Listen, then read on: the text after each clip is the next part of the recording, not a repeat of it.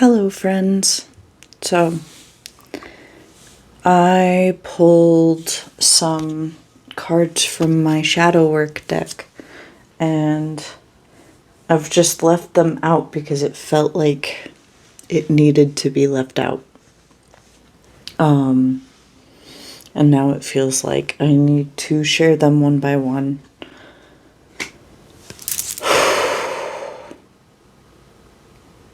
So, the first one is quick-tempered. Think before you speak. Put space between your thoughts and the words that come out. Quick-tempered. I know it's backwards probably, but that's okay. Anyway, so I wanted to read more of this book because I'm really enjoying it. I don't know if anyone else is, but I am.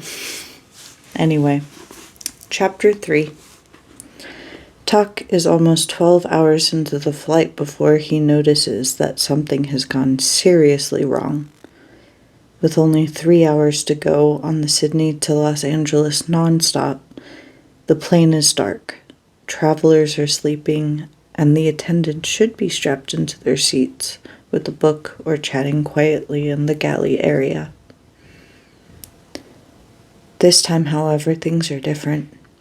Instead of engaging in mindless chatter, the attendants are buzzing through the aisles with nervous looks on their faces. Occasionally, 2 or 3 will duck off behind the bulkhead for a brief, whispered meeting, then emerge from either side and whisk their way up and down the aisles some more.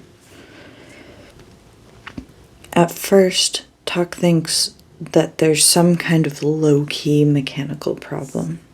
The flaps are a bit sticky or the hydraulic pressure is off. But after watching the attendant scuttle back and forth for the better part of an hour, he dismisses this option. He's been on planes with problems before, seen that flavor of panic on attendants' faces. This is different. It's almost like they're moving up and down the aisles to avoid attracting attention to something. Or someone, he thinks suddenly. Could be a problem with a passenger, medical emergency up in first class, maybe? Some drunk asshat making jokes about lighting his shoes on fire. He's on the end of a 4-seat aisle in the very last row. This is where Tuck prefers to sit. He likes being able to see the entire plane in motion, likes being able to predict and adapt to anything that might come his way. The only thing he has to worry about behind him are a pair of... God damn it. The only thing he has to worry about behind him are a pair of lavatories and a small galley, where they store the beverage cart. Some would consider this level of caution to be excessive, but Tuck doesn't care. After the last 4 years of his life, he readily allows himself a healthy dose of paranoia. As he watches the attendants try not to look as worried as they clearly are, he absent-mindedly runs one hand back and forth over the slim silver briefcase in his lap. He thinks about mechanical problems and terrorists and unexplained airline disasters that spontaneously occur at 40,000 feet and gives a small chuckle. Oh man, if you guys only knew what this was, that would really give you something to worry about. The chuckle fades. That thought, if you only knew what this was, rolls around and around in his brain, gathering momentum like a snowball down a mountain. As it grows, Tuck starts to feel something approaching. Nervousness for the first time since takeoff. He runs his thumbs over the latches of the case and lets the thought fester as he turns one eye toward a group of 4 attendants standing next to the first-class curtain. They're well-trained, but not perfect. Eyes occasionally dart to the rear of the cabin, then down again. Bodies are shifted ever so slightly toward the back, as if ready to spring on a problem. After a few minutes, Talk leans his head into the aisle and tilts it to the side like a dog hearing a quizzical sound. One of the attendants catches his eye and snaps her head around so fast her neck threatens to break. As he stares at the back of her head, he can almost physically feel her trying not to look at him. The snowball thought is massive now, rolling over trees and skiers and Swiss mountain chalets with impunity. He licks his lips, grabs the briefcase with one hand, and slowly stands up.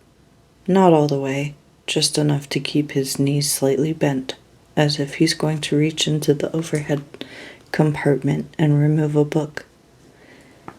As he stands, he keeps his eyes focused on the seat back in front of him.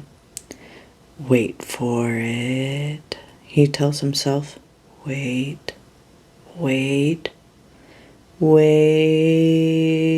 Now.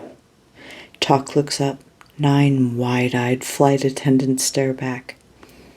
As soon as their eyes meet, the attendants see that he sees and quickly busy themselves with random tasks that are suddenly very important. Oh, fuck me running, they know. Talk doesn't know how they know or even how much they know, but it's clearly enough to assure that a platoon of federal agents will be waiting for him when they land. He drops back down in his seat and allows himself a minute of silent cursing and panicking. Shit! Shit on a shingle! How the hell did they know? Why did they let me leave Australia if they knew? Talk gets his thoughts under control and quickly considers the question. Either his employers knew his plan and let him go because they want the briefcase to end up in the United States, or they only realized what he had done once the plane was off the ground. Tuck thinks that the second option is more likely. American border security was a mess of gung-ho cowboys and angry civil servants. Even his employer's impressive political connections wouldn't be able to account for every possible twist. Hell, what if some minimum wage TSA agent opened the briefcase and started fiddling around? No, they'd clearly discovered that the briefcase was missing, realized who had stolen it, then twisted arms to make sure that it never left the plane. Talk swears once more and begins drumming his fingers on the lid of the briefcase. It made a pleasant, hollow sound that he doesn't have time to appreciate. In less than 3 hours, they will be on the ground. A gaggle of large men in suits will be waiting for him, and everything will be royally screwed. He runs through various scenarios in his head and quickly dismisses them all. Bailing out over the ocean? Trying to force the back door as soon as they land? Taking a hostage? None of those are even remotely decent options. You could use it. Talk thinks suddenly. It's just a bunch of flight attendants and maybe an air marshal up here. They wouldn't be able to stop you. It's a wild thought. Crazy. But now that it's in his head, it pulls up a recliner, cracks a beer, and refuses to leave. He mulls it over for a good 15 minutes while the attendants continue to ignore him as hard as possible. Using the device on a moving plane would very likely kill him. Or not. It would all depend on where he ended up. Would he reappear at the very spot where he'd activated the device, thousands of feet in the air over the Pacific Ocean? Or would he travel as the plane traveled and pop back into existence once the jet was safely on the ground? And then there's the question of power. Did he have enough to make an unplanned jump? Wish I'd had more time to test this thing, he thinks to himself. In the end, Talk makes the decision the way he makes all of his important choices, by wrestling with it for a while before kicking down the door and barging through. He suddenly bolts to his feet, secures the briefcase, and slides into the aisle. Before the attendants can do more than begin to point, he slips into the lavatory and locks the door. There isn't room for the briefcase on the counter, so he sets it on the lid of the toilet and stares at himself in the mirror. He's more haggard than he remembers, with dark circles under his eyes and a kind of maniacal smile permanently plastered to his face. He's wearing a blue t-shirt that reads, "Mario is full of win," under a black suit coat, and his hair is sticking up even higher than normal. The entire ensemble is a bit unsettling. No wonder the attendants are so damn nervous. The fasten seatbelt light dings on. Outside, someone knocks on the door. "Sir?" she says. "Sir, we need you to return to your seat." Talk knows it's a lie. The plane is fine. It's him they're worried about. He ignores the attendants knocking, sits on the toilet and pulls the briefcase to his lap. Unlatching at either side, he grabs the top with both hands and pulls it open. Instantly, the bathroom is filled with a dim green glow that swirls across the walls like a miniature aurora borealis, shifting and changing by the second. No matter how many times he witnesses it, Talk continues to think it's the most beautiful thing in the world. The briefcase contains a round glass panel from which the green glow emanates, 6 metal knobs, and 5 small lights. 3 of these lights are illuminated red, albeit faintly, which is a good sign, if those are the battery indicators, and he's fairly sure they are. He should have enough juice left for 3 jumps. Of course, he's not entirely sure that's what the lights mean. He didn't design the device after all. He just stole it and fled the country. The attendant knocks again, louder. Talk continues to ignore her and removes a small leather-bound book from his pants pocket. He puts his tongue between his teeth and starts flipping through it, scanning page after page of seemingly random numbers, with scrawled notations next to each one. 121030, Wasteland. 272188, Wasteland. 713210, False London. 943471, Decent, not much to eat. 542110, Wasteland. 111111, Never go there again. 212676, Wasteland. 121300, Possible winner, scratched out. Update, conduit dead. And so on. Through the entire notebook, hundreds upon hundreds of entries crammed onto the front and back of each page. He runs his finger up and down each entry and flips pages at a frantic pace. The gentle knock at the door is suddenly replaced with a loud banging and an angry male voice. "Hey, get out of there now!" cries the voice. "Get out before we break it down!" The voice is from a passenger, loud and slurred with a flight's worth of alcohol. And Tuck realizes he doesn't have time for a perfect jump. After a moment, he settles on an entry near the middle of the book. 131200. Mostly safe. Watch for acid rain. He wipes sweat from his brow with the sleeve of his jacket and stuffs the notebook back into his pocket. He can hear lots of voices from behind the door. More than a few passengers have clearly joined the mob. The words briefcase and bomb are being tossed around. And Tuck suddenly realizes how his employers must have played this to the flight crew. If they think the device is a bomb, they won't touch it. They'll arrest him and wait for a disposal unit. At which point, it's a simple matter to get your own people onto the plane, secure the briefcase, and whisk it back to Australia. Clever bastards, mutters Tuck. He reaches into the case and twists the first knob, one click to the right.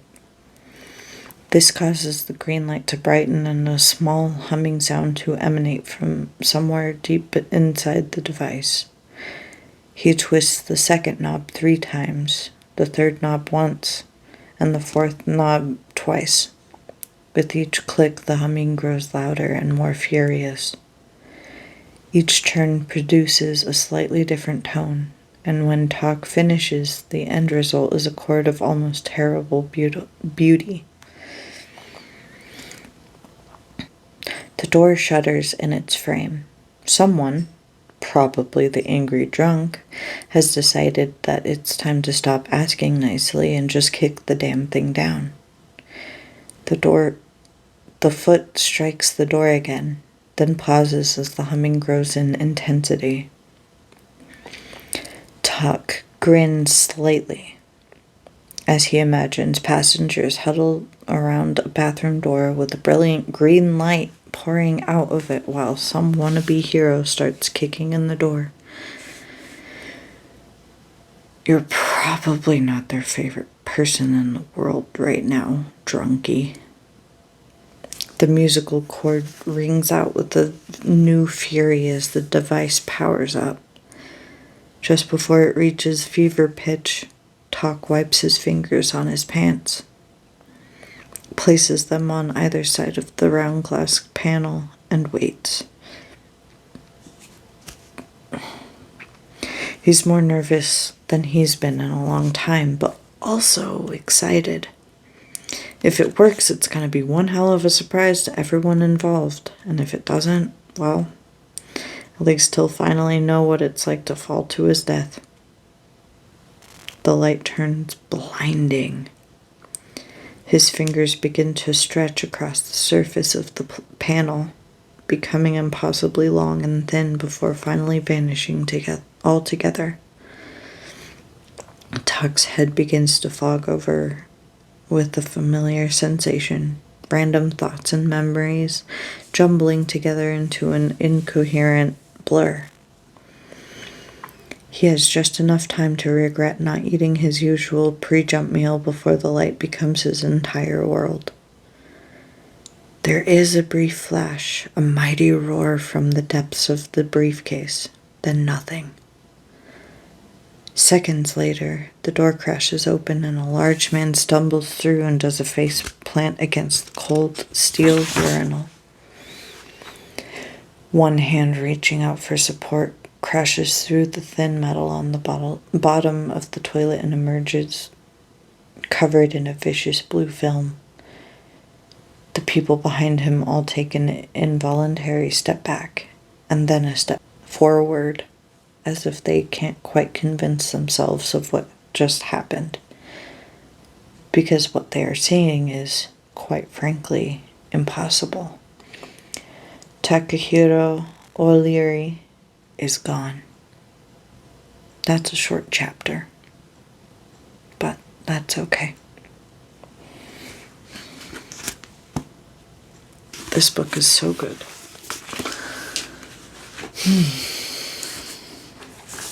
But yeah, Tak is gone. I wonder what that means. Also, random thing, because I love crystals and I got this one a while ago. What is it called again? Red Baltic Amber. And I could be wrong about it, so don't quote me. But some friends, some people that I guess used to be closer to, they bought me a bunch of different things that are witchy in nature, such as crystals. I have a few old-fashioned keys that I'm actually really happy about. Actually, I'll show you one.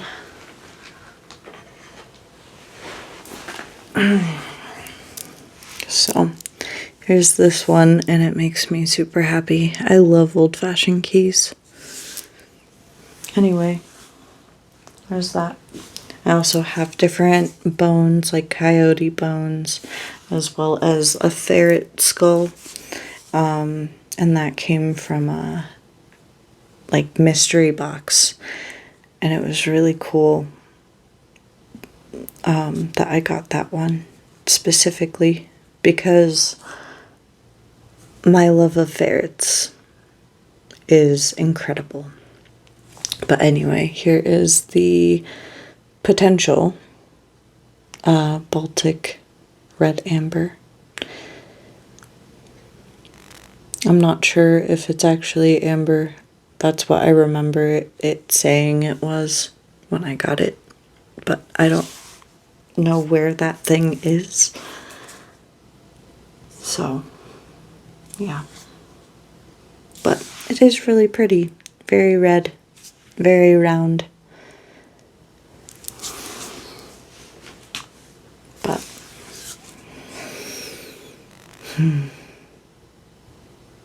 I do have a big love for ferrets. The first ferret I had her for 6 years. I didn't know what emotional support animals were until after she was gone. Like quite a few years after she was already gone. But she did die from really honestly old age. Because ferrets don't usually live very long. But she lived for 6 years. She died on the worst year of my life. Or the worst week, I should say. The worst week of my life.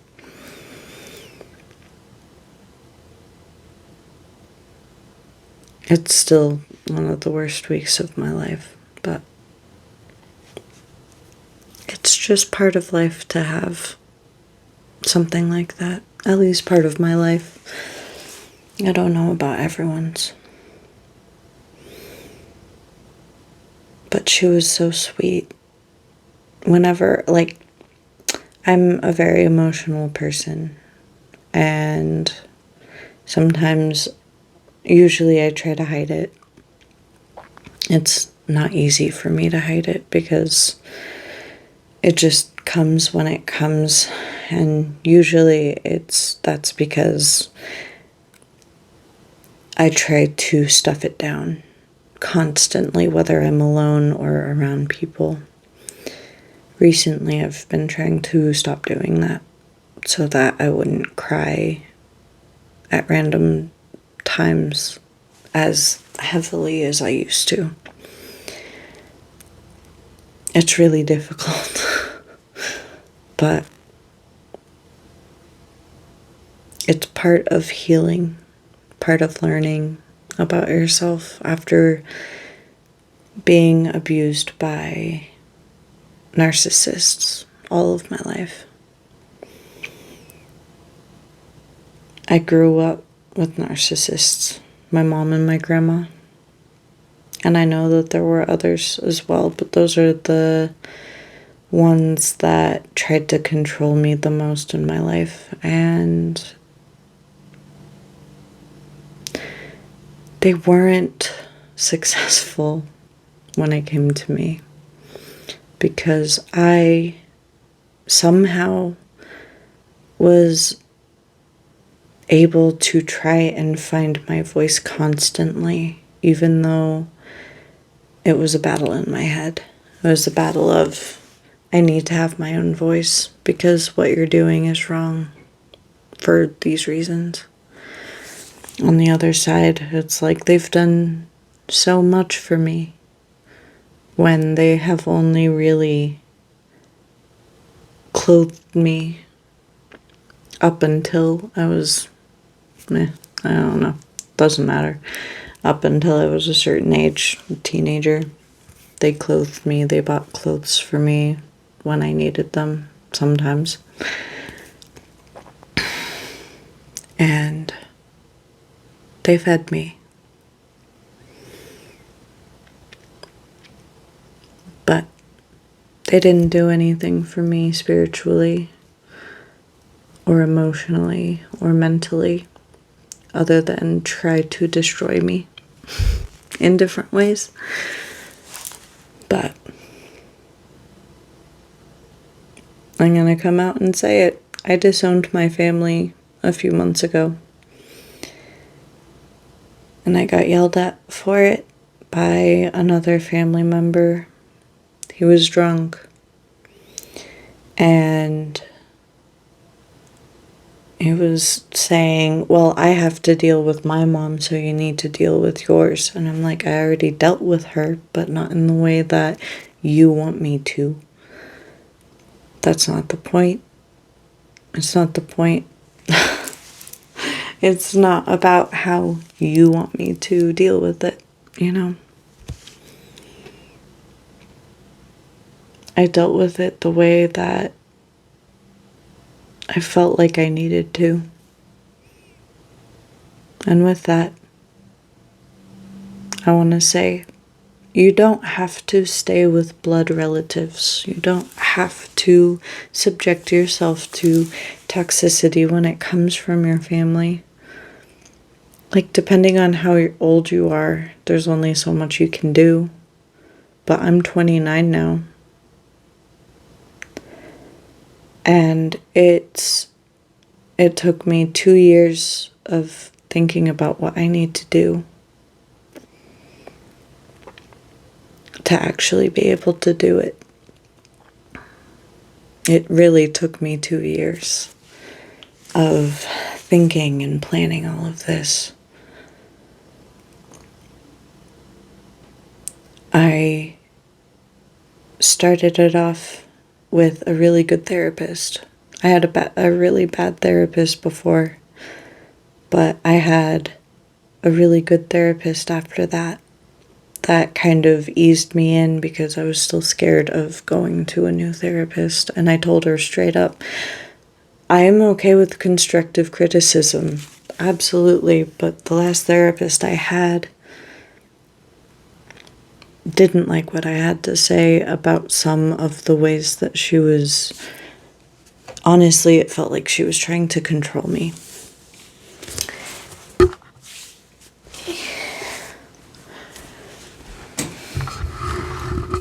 She acted a lot like the rest of my family, but with different beliefs. And so I told her what made me feel uncomfortable, and all she had to say about that was, well, it's worked for other people. Cool. Not everything works for everyone. And you just pushing this stuff on me in a place where I didn't feel like I could say no, that's not okay. But anyway, back to my family. My uncle. My uncle was very drunk when he was telling me that I need to go back and talk to my family. And I said, I don't actually. I said everything that I need to say in letters that I wrote and sent.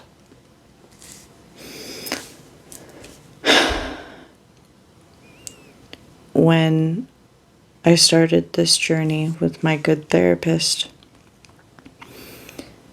she told me to start off with patience, which is really important but really difficult. And then she also said that I need to set up boundaries with my family because I wasn't allowed to have boundaries as a kid. And I'm kind of finding out why. It's a really bad reason, and I'm not going to talk about it right now, but it's not good, basically. But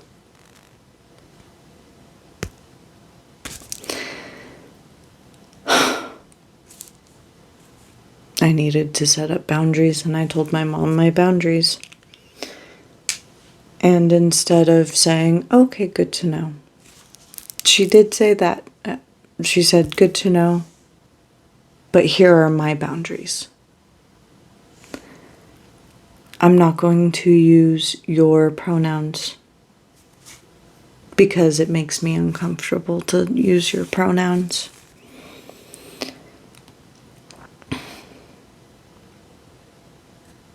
I'm just going to use your name when I'm talking about you, which doesn't work because of a lot of things, but they never really did that. Like, at first I thought, oh, you are trying to use just my name. But I gave my boundaries. I showed my boundaries when I was, allowed to have boundaries. I'm like, these are my boundaries and you need to follow them. And I will be patient with you to follow them. And she said, yes, but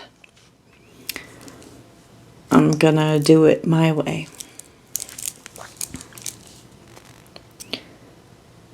There's a lot to unpack there.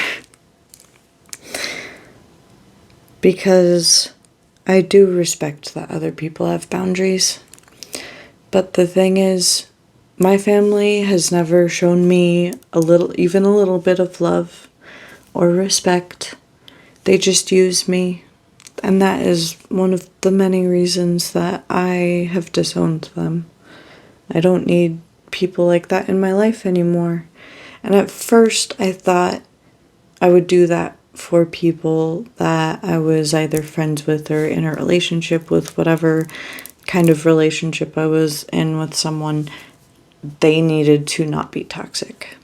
And then I realized my family treats me the exact same way, if not worse. Excuse me. Why do I allow them to do that to me and not these other people? And yes, strangers versus family, sure. They're different. But the thing is, honestly, your family should treat you better than strangers. They should make you feel accepted. At least from what I understand. I've met lots of people that are close to their families, and they feel respected and loved and included. I mean, there are, of course, like constructive criticism times where they're like, this is just how it is. But my family was always more cruel about it. I've been writing a book since I was 12 years old, even before that. But this specific book that I'm planning on publishing this year, which is one of my goals, this year I'm going to try to publish a book, my mom always laughed at anything that I created. Anything, honestly. She's just like, haha, you did that wrong and that wrong. Oh my god, you're so, ugh. And then when it came to any of the rest of my family, I would act the same exact way as my mom or my grandma or whoever. And I would get in serious trouble for acting like them. They're like, they're pouring their heart out. How dare you do that? How dare you, like, try to make fun of something that they're creating? And I wouldn't always act like that because one of my sisters is an incredible artist of music. She tried to cheat as a kid, but now she, like, creates music. She was also the favorite in the family. And I've said that since I was, let's see, the ground is right here. So I was about that big. And I've told my mom how it feels like she's always been the favorite since I was about that big. And my mom's like, no, we love you all equally. And I'm like, oh, okay, so it must be something about me. It's not. Took me a long time to realize that. But thank you for listening to my rant, because I feel like I've needed to. Thank you for listening to my rant. I feel like I've needed to get some things off my chest like that. For a while, I just didn't know how to approach it. And apparently, reading this book, that's honestly fucked up in a lot of ways. It's really good, but it is fucked up.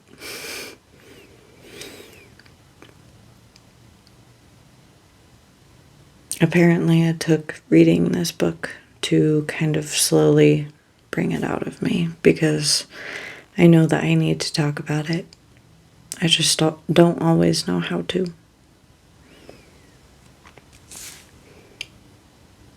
But this is my channel.